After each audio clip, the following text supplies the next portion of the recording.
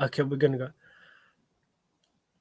Hi, everyone. Welcome to the weekly politics show. I'm Councillor Puru with co-host Councillor Andrew Wood.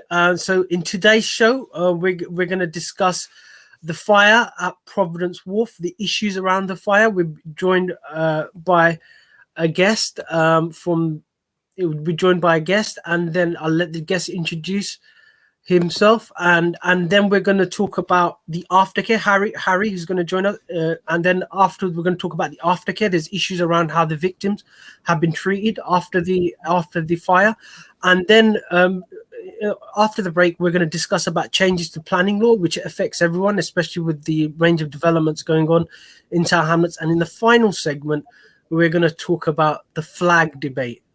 Raise the flag or not raise the flag? Why can't we raise the flag? So there's kind of technical issues around that. So Andrew and I will discuss that. So I know there's petitions and people jumping up and down about raising flags at the town hall. So we're going to go straight into a break. And after the break, we're going to go straight into discussion with Harry about the fire at Providence Wharf. So join us after the break.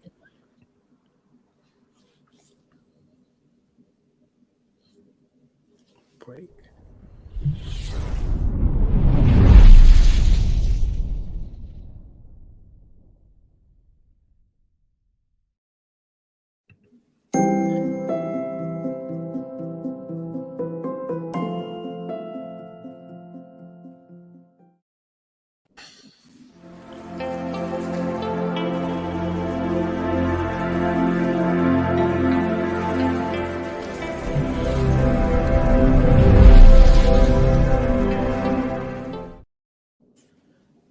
Hi everyone, welcome to the weekly politics show. I'm Councillor Premier with co-host Councillor Andrew Wood. So in today's program, we're going to discuss about the fire at Providence Wharf. So many of you guys would have heard on the news there was a massive fire in a block of flats in Providence Wharf out on the Isle of Dogs in the area of Blackwall.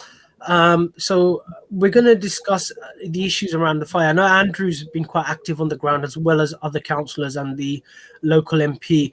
But we're going to be joined by our guest, Harry.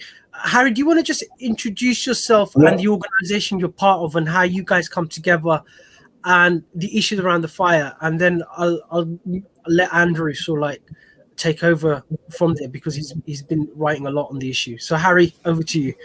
Absolutely. Hi there, I'm Harry Scoffin here. We set up a sort of leaseholder action group called Tower Hamlets Justice for Leaseholders. I think it was back in January. So there's lots of leasehold flats going up all the time. And unlike all the rest of the world, when you buy a flat in Wales, it's this crazy like feudal system where basically you don't own the flat and you're basically sort of a tenant, and you're treated as a tenant, but then you spend all this money on someone else's building.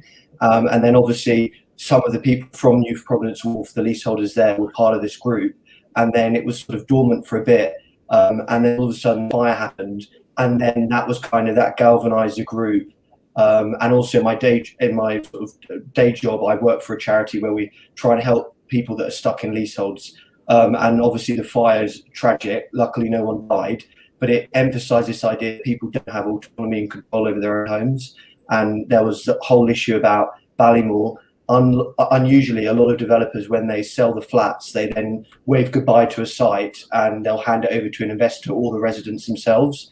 But in this case, the developer is still the freeholder. So they still have ultimate responsibility for the block of flats down the road.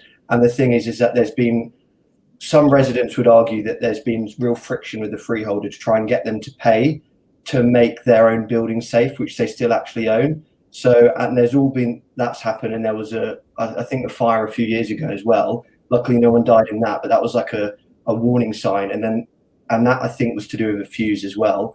And this is all up in the air at the moment, but now there's this other fire, and obviously the horror of that and things supposedly not working. And I guess we've got to be careful with what we say in terms of what worked and what didn't.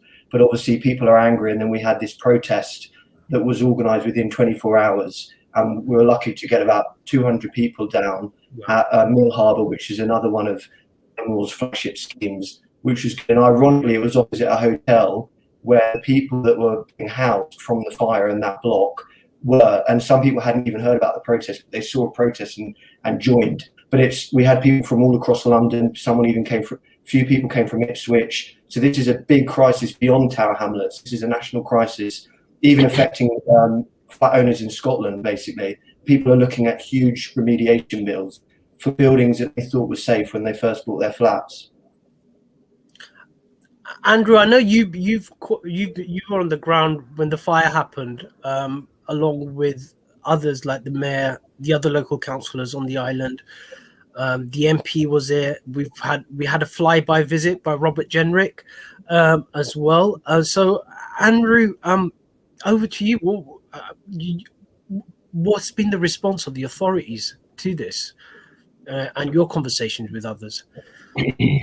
So we're still at the stage where we're trying to find out what happened and what the causes of the fire were. And it has been fairly widely reported that the smoke alarm detectors weren't working or didn't pick up the fire. And therefore the emergency fire doors didn't close automatically as they should have done. It also meant that the fire alarm didn't go off. And it also meant that in the emergency stairwell, there should have been like sort of extra air forced in to sort of like overpressure the stairwell. And that helps keep smoke out. And that also didn't switch on because the smoke detectors, as said, have been reported, didn't work on that floor, on the 8th floor. And that's why the smoke spread so widely within the building. Because that's what, when we looked at the videos, we were curious, why was smoke appearing over there and up there? And it's simply because the emergency fire doors didn't close. So we're still trying to gather all of that information. I know tomorrow London Fire Brigade are giving a briefing to residents of the core that was directly affected, Core D at New Providence Wharf, and also London Fire Brigade are working on their own report. I went on Monday and saw them looking at the outside of the building themselves. And then the other issue we're obviously now dealing with is that we have a lot of people who are basically stuck in hotels, because I think fortunately for them, this site is actually located within the 100 meters of two major hotels, the Ibis and the Radisson. So the residents will put up in hotels nearby. But my understanding is that they'll be in hotels for between 3 and 6 months, depending on the level of damage to their own apartments. So, there is a duty of care by Tower Hamlets Council, in the sense that we signed off on the construction. So just to explain to readers, listeners, is that before a building is constructed, there's something called fire regulations. And they've been around since the Great Fire of London to make sure that buildings are fire compliant. And Tower Hamlets Council has something called building control. So there's two stages to getting a building up. One is you get planning permission to build it, and then you do a separate set of drawings with specifications and send it off to building control in Tower Hamlets Council, look at it and see if, in case of a fire, is that building safe, is everything working. Now, Tower Hamlets Council signed off on those drawings, on that construction, and building control inspectors do actually come and do physical inspections as well. From my experience, what went wrong? Because it seems like the basic things like emergency doors weren't working, or the fire control system. Has those questions been asked as well? Yeah, so the building was actually complete in 2004, and that was before the 2005 deregulation of building control. So at that point, Tower Hamlets Council signed off all buildings. That's no longer the case. But then the question is, so in terms of the smoke detectors, did they work at some point in the past? And if they worked correctly, would the building have then performed as it was designed to perform? In which case, that's why the building control signed it off. So the question will be about why the smoke detectors didn't work. Was it a maintenance issue? Was it a power issue? And we don't know. That's what we need to try and find out. What was going on with that. And that's a sort of different issue from building control in the first place. And then the question is, who does the regulation on the maintenance side of things, and who checks those kind of things, and where the responsibilities lie. And I'm not entirely sure myself. And again, it's one of the issues that we need to kind of follow up on. So the council have some responsibilities in this area, but not complete. And I think one of the problems that everybody has is, Ballymore have some responsibility, residents have some responsibility, Ministry of Housing, Communities and Local Government have some responsibility, but who's going to take responsibility for all of this stuff? And we don't know yet. And one of the things that I've asked for is that Barking and Dagenham Council had a very similar fire back in 2019 at Samuel Garside House. Slightly different issues, but also a lot of damage, and fortunately no fatalities. And they commissioned this really good independent report that kind of went through all of the lessons to be learnt. And I found that report very useful.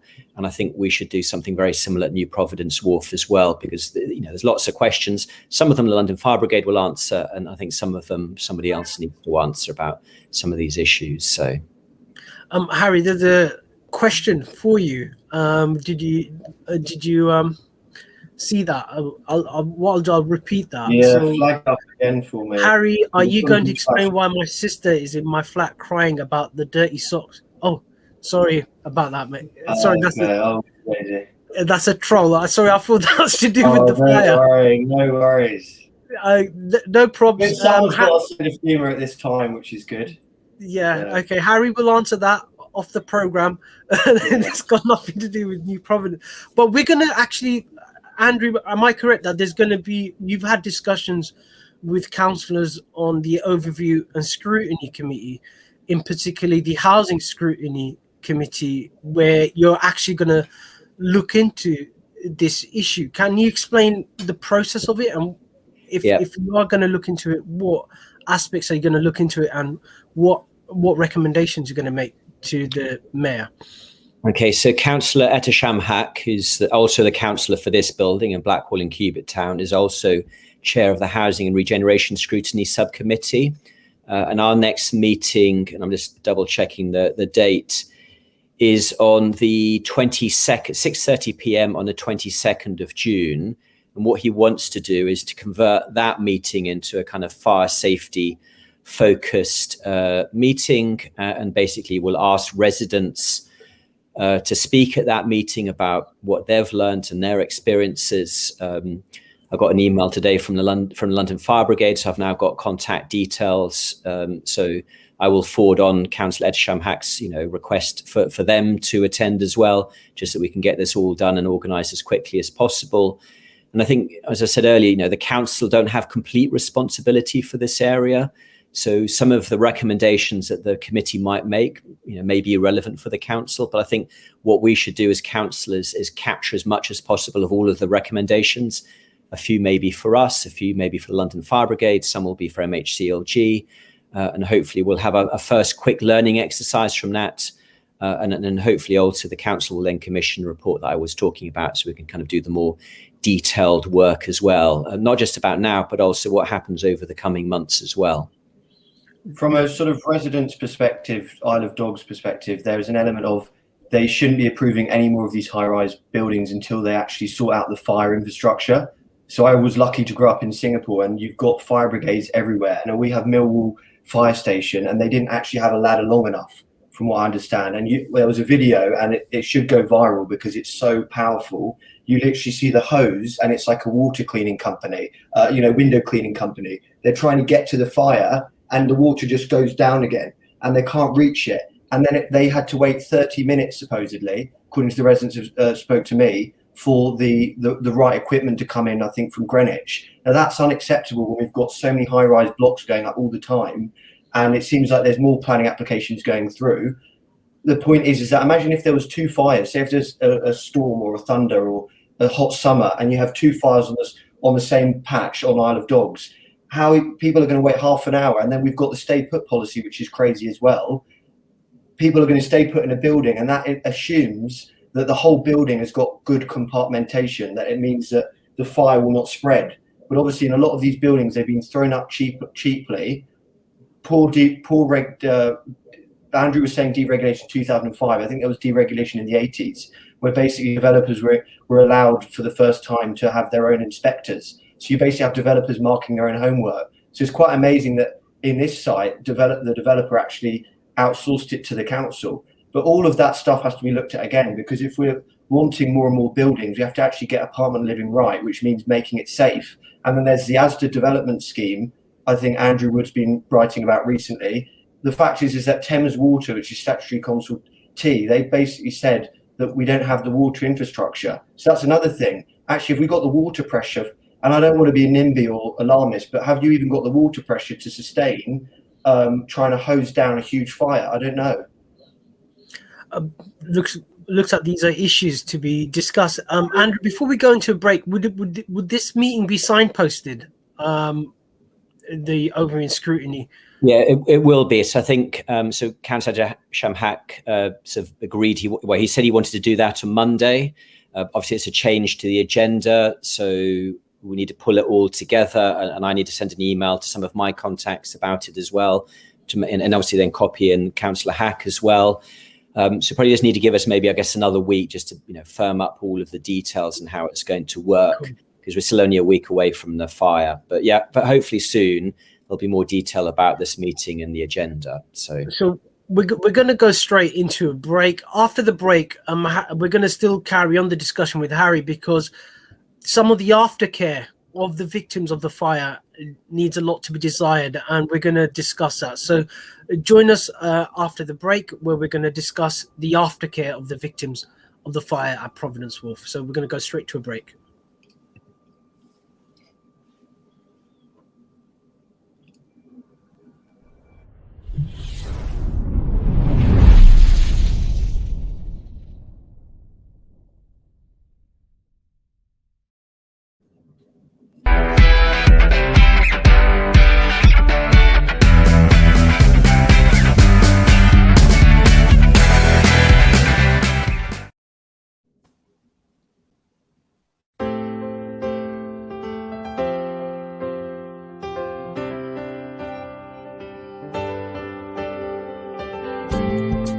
You are listening to Relax Radio.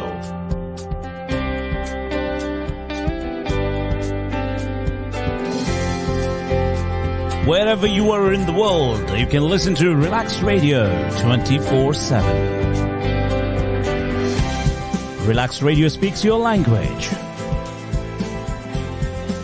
Download our app on your mobile devices,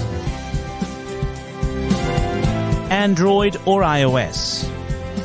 Listen to Relax Radio around the globe.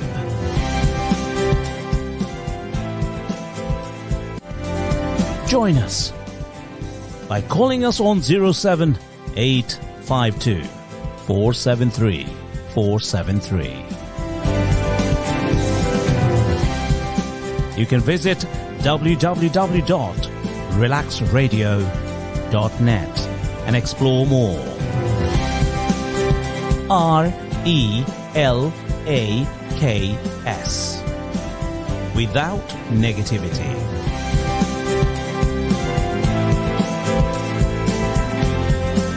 Wherever you are in the world, if you like to amplify your voice, this is the right place.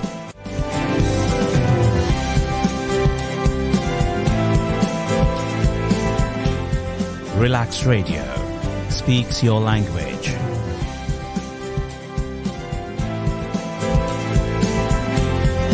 One more time, 07852 473 473. The radio speaks your language, yes, and talks about you. So we say, why read when you can listen?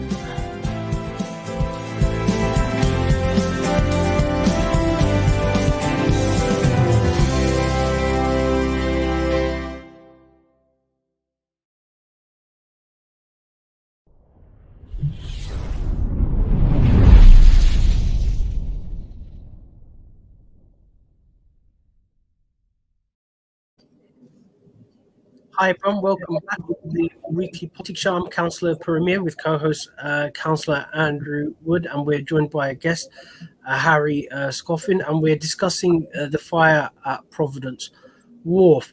Now, we've discussed up to the fire and the issues around it and how we can learn lessons from it, but it seems like the aftercare provided to the victims of the fire needs a lot to be desired. First, I'll go to Harry. Harry, do you want to just give a brief description of how badly people feel they've been treated after the fire in terms of aftercare? And then Andrew, I know you've made comments on that as well. So Harry, over to you. in terms of Yes, talking to residents? Andrew was making the point about there's so many different moving parts in this situation and so many different players and everyone's supposed to be taking responsibility, and then there's going to be blame shifting inevitably anyway. But one of the things that's coming through from speaking to the residents is that they feel there's been a lack of communication and transparency. And this is, I don't know whether this has made the media yet, but it's something that's almost farcical. But basically, they were put up at Madison, so nearby hotel. Actually, I think it's on their development. And they only found out on Sunday that it was actually a COVID quarantining venue. And basically, Ballymore, and again, this is just what I've heard speaking to the residents and some people on the RA, Ballymore basically have claimed that Tower Hamlets Council were the ones that knew about this, and Ballymore weren't aware of that arrangement. And obviously, they were there on the Friday, but then they were carted out on Friday night to another hotel. But the point is that the residents had to find out about that by asking the security guards themselves. And the point is that it's quite bad because obviously people have had the trauma of the fire, but obviously with the Chinese community, Hong Kongers that have flats there, some of them find it actually more offensive and more worrying than the actual near miss fire. Actually, the idea that, and some of them are even getting notifications on their NHS mobile app saying self-isolate. So you've got one near fire that could have been even worse, and now you're having to fend off a virus potentially. Andrew, I know you've made a few statements as well. My understanding is Tower Hamlets Council is ultimately responsible for this, so this will come under something called the Civil Contingencies Act, and that is when there's sort of like an emergency, say COVID or a natural disaster or a fire. Tower Hamlets Council has a duty to work as a first responder, to work with the emergency services, and then have a duty of care of looking after the victims. So you might see on television whenever there's a flooding somewhere in the UK, so like leisure centres are opened up and care is provided to the victims of the flooding by the local authority. So my understanding is that ultimately the duty of care resides with Tower Hamlets Council. Andrew, is that correct? And what are your views? And I know you've made comments on this issue. Yes, so I know the Civil Contingency Unit was there last Friday. But as I said, in this particular case, because the two hotels were so close by, I'm not sure they really needed to activate anything else. And I think we were also lucky that this happened, on a 9 o'clock on a Friday morning when the weather was good. If it'd been in the middle of the winter with heavy rain, we might have needed to do something else. So I think we were lucky in that respect. But residents are still, suffering because basically they're stuck in hotel rooms. They're not allowed to use the communal facilities of the hotel, so they literally are stuck in their rooms. And I've seen some very interesting sort of stories on Twitter today, or heard from residents that, again, as Harry was saying earlier, sort of a lack of communication. There was meant to be a public meeting with Ballymore on Wednesday. That was cancelled Wednesday morning. Tomorrow morning, there's a briefing from the London Fire Brigade for residents, but now that's only for residents of Block D, which is the one immediately caught by the fire, but not other residents in this of the immediate neighbourhood. So in this area, you probably have about over 1,000 apartments, all Ballymore built, all Ballymore maintained, all Ballymore looked after. And you've got residents in the neighbouring blocks who are thinking, what's going on? And they're getting their information from social media. And there is some Ballymore communication as well, but they're not getting it from the council or from the London Fire Brigade, at least not yet. Maybe in the coming weeks, they will get that. So I think, and that was also another lesson from the Samuel Garside fire in Barking and Dagenham, was communications were a bit of a mess. And I think we're seeing the same thing again in Tower Hamlets.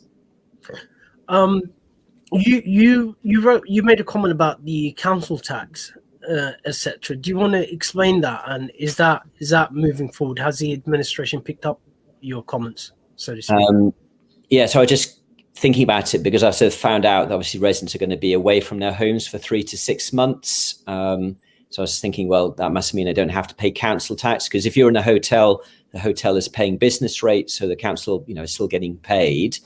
So I just asked the question this morning, and I just put it on social media. But a resident had actually come back and said, actually, they thought of this question already yesterday and had asked the council, and the council had already said yes yesterday that they would do this. If they were given a list of the apartments that are affected by the fire, that they would sort of give a council tax or basically cease any invoicing for council tax from the fire from last Friday until they reoccupy their home. So at least there's a little bit of financial help there.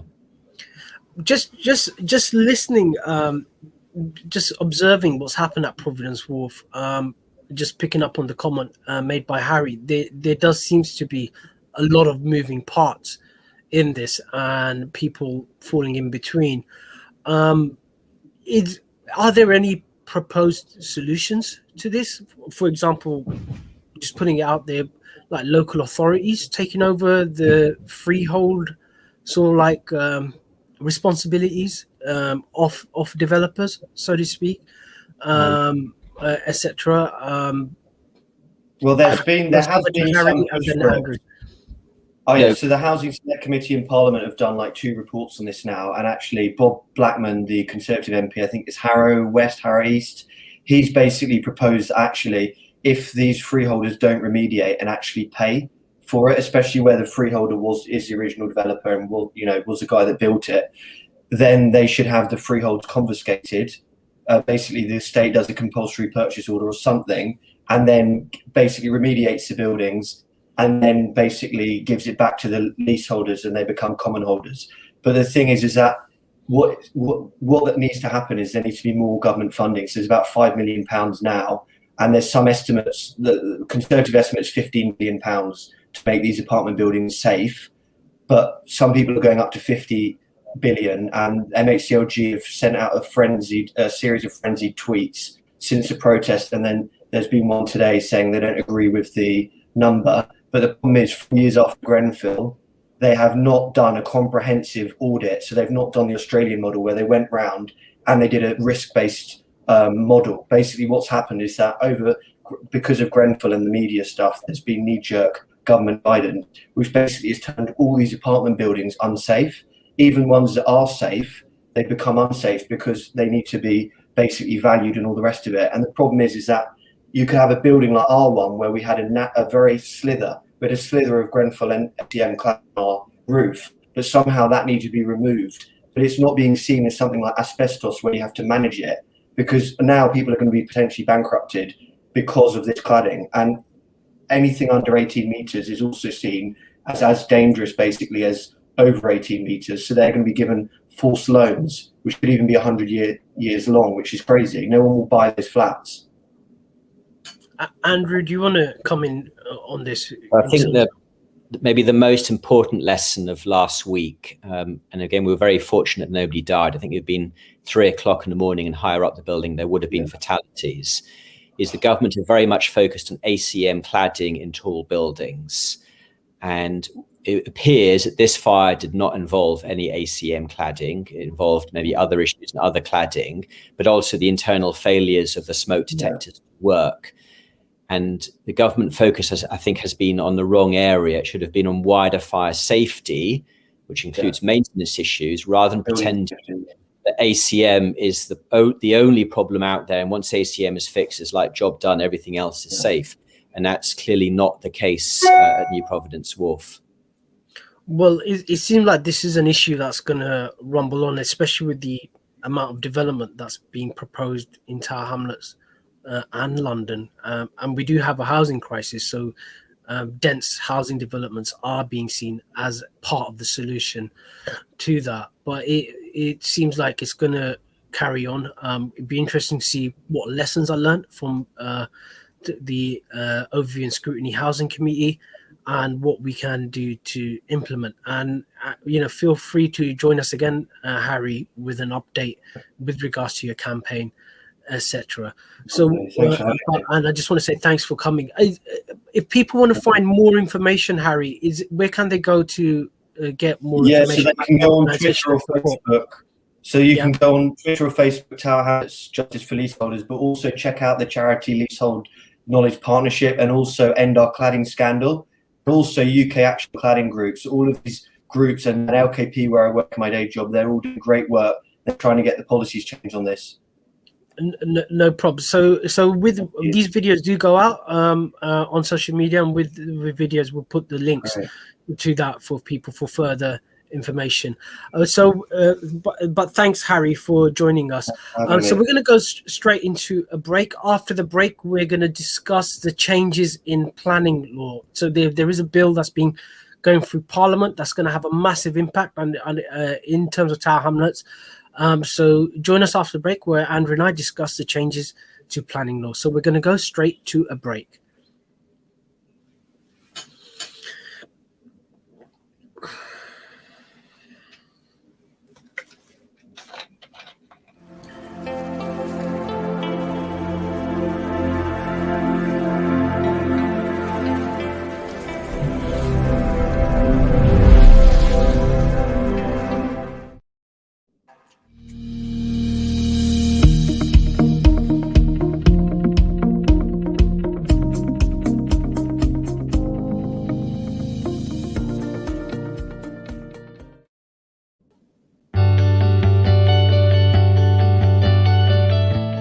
I'm Bashir Chaudhry, owner of All Seasons Letting, visiting Relax Radio.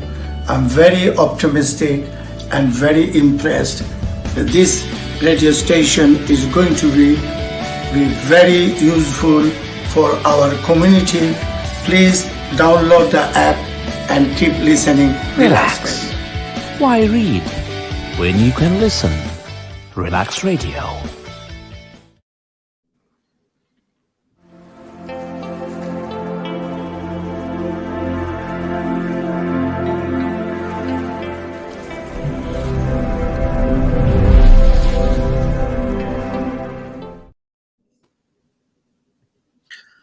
Hi everyone, welcome back to the Weekly Politics Show. I'm Councillor Puru with co-host Councillor Andrew Wood. So in this section, we're going to discuss the changes to the planning law. Now, there's a bill, there's a Queen's speech where every year legislation is being introduced. And one of them is the changes to the planning law. And there's been oppositions from strange quarters. Including I think the former Prime Minister, Theresa May, is leading the opposition to the changes to the planning law. So, there's arguments on both sides. It's been rumbling along for quite a while. I know it's quite frustrating for those involved in the construction trade or development. The planning law is very opaque. It's open to abuse as well. And a simpler regime, some people are asking for, but things are not that simple. As we know, we've had quite a few bad developments, and we're suffering the consequences of those. So, Andrew, over to you. Is that something you've been asking for? Simpler planning laws? I know you're quite involved in that debate with the planning forum on the Isle of Dogs, etc. Does that mean more power to residents, or less power, or more power to the developers? What's your take on all of this? We don't know yet, I think, is a simple answer. So I think the first point to make is that the United Kingdom has, or certainly England and Wales, has a very unusual planning system internationally. Very few other countries do planning the way that we do it. So I think the government changes are actually to try and make us more like other European countries from that respect. I think the second point is I personally don't think the planning system works. I don't think it produces, enough homes. It doesn't produce high quality homes. It certainly doesn't produce affordable homes. And it also doesn't produce particularly beautiful places either, because I was in Mill Harbour earlier today and I was thinking, what a crap looking place that was. So that, the current system doesn't work, and the government to come up with various changes to it. And I'm not convinced that those are the right changes. But certainly I'm not going to defend the status quo. But it does turn out that there's a lot of Conservatives who don't like the government changes. So apparently Theresa May said it will put the wrong homes in the wrong places. And what she means by that is she doesn't want any new homes in her constituency, which is basically a kind of outer London constituency, because NIMBYs and all the rest of it. And she thinks it will have a negative impact on her politically. But nationally, the evidence is pretty strong that basically the higher the percentage of homeowners in a constituency, the more likely it is that constituency will vote Conservative. And that was arguably one of the reasons why Hartlepool went conservative is it has a relatively high percentage of homeowners. Whether there's, how direct that correlation is, but suddenly there's some very interesting graphs out there that suggest there is a very strong correlation between home ownership rates and conservative votes. So therefore, arguably, it's in the Conservatives' long-term interests to build as many homes as possible so that people actually own their own homes. But the problem is that some Conservative MPs in areas where you might want to build don't agree with that. And they will pretty much decide whether this bill succeeds or not. It's an interesting debate to follow. I know a lot of people, when I discussed it, point towards Japan, where they don't have any planning regulation. But then someone pointed out that because they have so frequent earthquakes, the houses are actually built on a temporary basis, kind of ish, and that's why they're torn down and built up again. They have a limited life, so that's why they don't have any party walls in Japan. Someone said, look, if you take a picture, go around Tokyo, there's a gap between that. So Japan has its own issues, but I think there is an issue of the fact that there are blockages in the system which encourage land speculation. So there's a massive markup between, say, you've got land and land that has planning permission, and what's happened is a lot of people are land banking as well in order to get speculation. So there seems to be a thrust towards that, to sort of like a market-based solution to our housing crisis, where the solution is that we have a dysfunctional market and you just basically remove the supply blockages. But will that solve? But there's also the issue of democracy as well, that you need to have accountability, you need to have some kind of control over it. I know some people are pointed towards Germany as a solution, where I believe, Andrew, it does have the system that's been proposed by the government, but they have very standardized homes. So centrally it's decided what you can build, and you just take the plans off the shelf and you build it. Is that correct? Have you looked at Germany as a possible solution? I'm half German, so I go over every year to Germany, and I would say that the quality of German homes is far superior, in my experience, to the quality of homes in terms of build and other factors compared to the UK. One of the other differences is that there are no green belts in Germany. I mean, admittedly, Germany is a physically bigger country and lower population density, but we're very unusual in having green belts, and they're not really green always, that constrain the growth of our cities. And it's not just London, it's all of our cities have green belts. And you don't see that in Germany at all. And also in Germany, I mean, there are exceptions. So I know Berlin has had some issues because it's become so popular, but housing generally is much more affordable. And also in Germany, it's much more common for people to rent, and it's, there's no stigma or anything. So it's pretty common for people to rent their whole lives in Germany, and that's also pretty common. But they don't have the same kind of problems that we do in terms of building homes. And one of the reasons is that other continental systems are kind of more plan-led. So what we're kind of unusual is we have a plan that says what you're allowed to do, but then we have the whole kind of strategic development committee at Tower Hamlets Council. So on Tuesday night, they will decide on Stroudley Walk, and I'm objecting to how small a building on that night is. So you kind of have the democratic control at the planning committee stage. And the problem is that we as politicians and residents don't really focus enough on the plan bit. And what the government are basically proposing to do is to move more responsibility on the plan bit, and the plan bit will be done in public and with consultations and written by local authorities.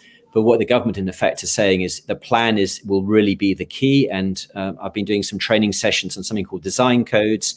So plans will include design codes that kind of go into a lot of detail about how things should work, and that's where the democratic control should be, is about writing the plan, rather than protesting again, I don't like Asda, or I don't like West Ferry Printworks.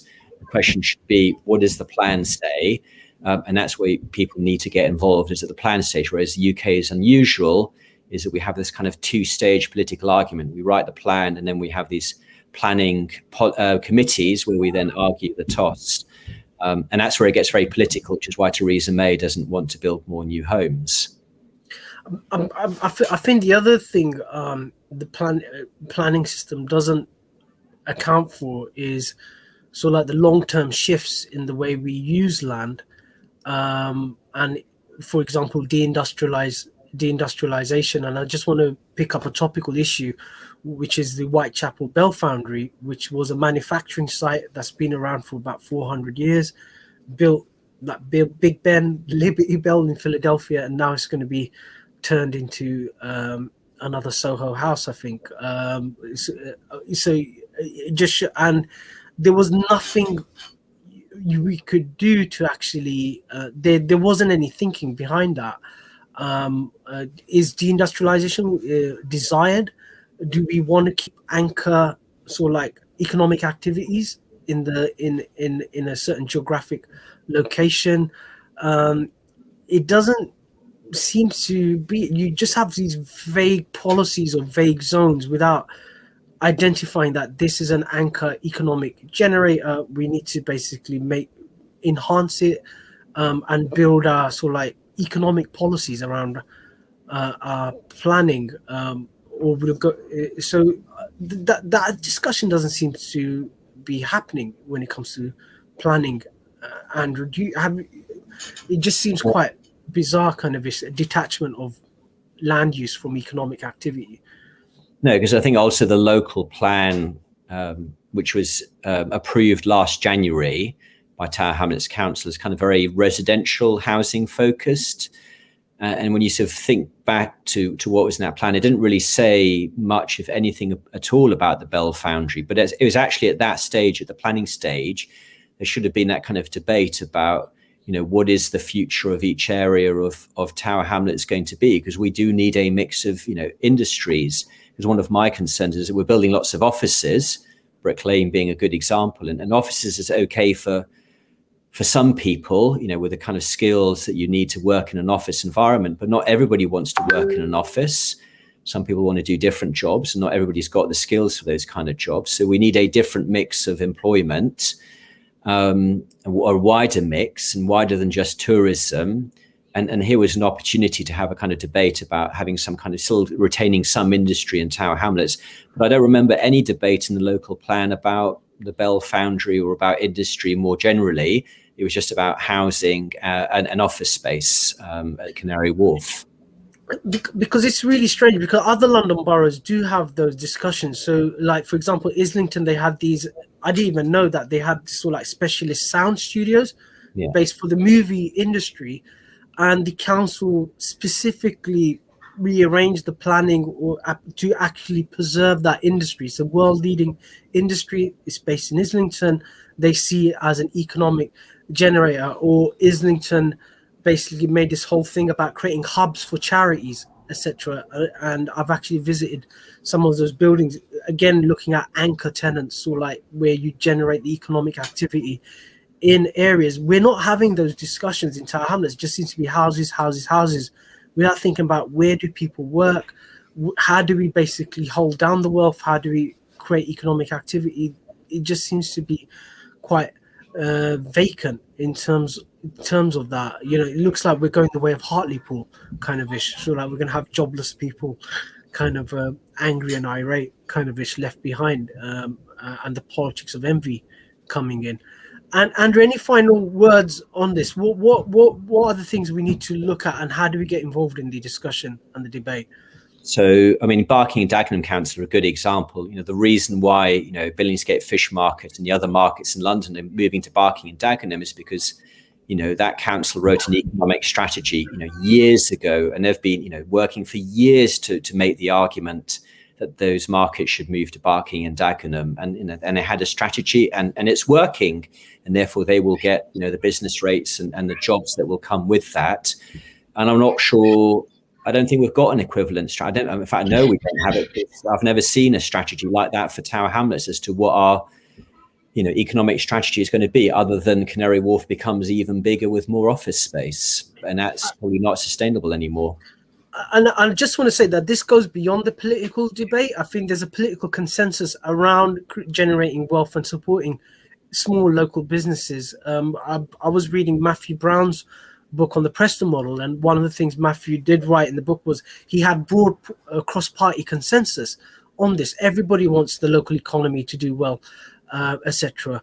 So watch this space. We're going to have more discussions on it as a development. We're going to go straight into a break. After the break, we're going to touch upon a topical discussion, a debate that's firing up in all the social media forums, whether can we fly the Palestinian flag or any other flags in the town hall. So Andrew and I are going to dissect the debate and explain to you what's behind that debate. So join us after the break where we talk about to raise a flag or not to raise a flag.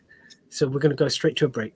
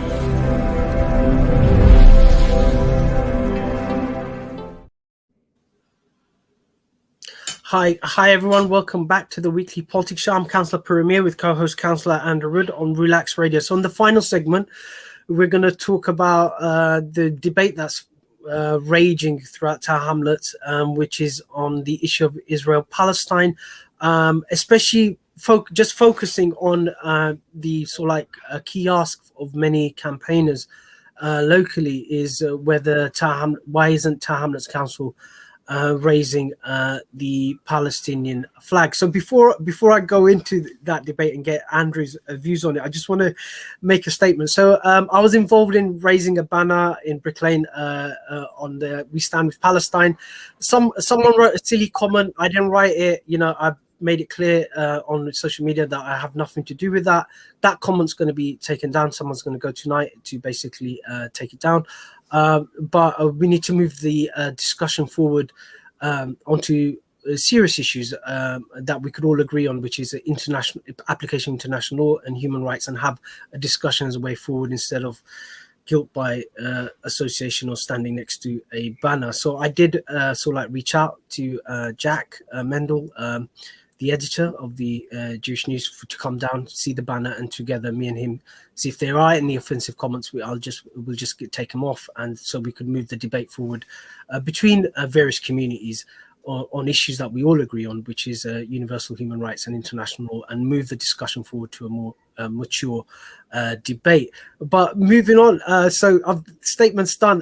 Andrew, do you want to your take on because I know there's strict protocols around the flag issues, and those protocols were changed quite a few years ago after there was another issue around flag raising. So because I know we had a discussion amongst Labour councillors about that, and we were told that the strict flag protocols, which are with the chief executive, Will Tuckley, so it's taken out of as a political football, and the strict requirements to that. Do you want to go through that with regards to the flag protocols at Tower Hamlets Council?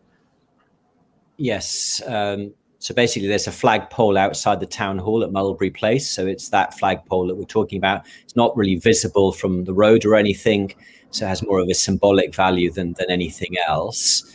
And every now and again, there is pressure about putting up somebody's flag. So, for example, the Tibetan community in London about a month ago sort of suggested that when I think there's a key date in their calendar, they would quite like the Tibetan flag to be put up on that date.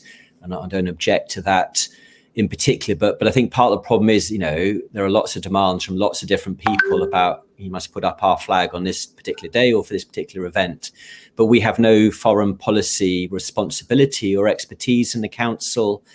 And generally, with the exception of the Chinese embassy, where we did have an interest because it was moving here, I and Councillor Peter Golds, who have always resisted sort of the international debates at Tower Hamlets Council, because that's not what we're elected for. We have no responsibility. And also, we elect 2 local members of Parliament. Their responsibility is kind of foreign policy. And also then, I really don't want to sort of get us as a community dragged into Middle Eastern politics and some of the hatred and division that brings. I'm quite happy to say in public that, I think the Israeli government have made lots of mistakes and basically are pretty much probably 90 to 95% responsible for what's been happening recently. I think Hamas probably, takes some of the responsibility as well. And I think we have to sort of, accuse both sides of some of these problems as well. But that's just me sort of saying that. And as I said, as a councillor, I have no responsibility for foreign policy. None of our council officers have any, responsibility for that area as well. And I think this is part of the problem is if you agree it for somebody, then you have to agree it for somebody else. And where do you draw the line?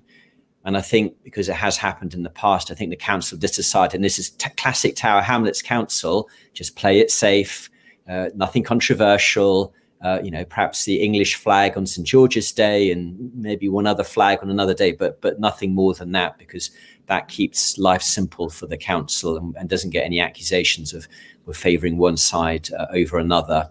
I know I talked to one other councillor and actually, I'd be quite supportive of the white flag, some kind of peace symbol going up rather than, a Palestinian flag or something along those lines, just as to commemorate this.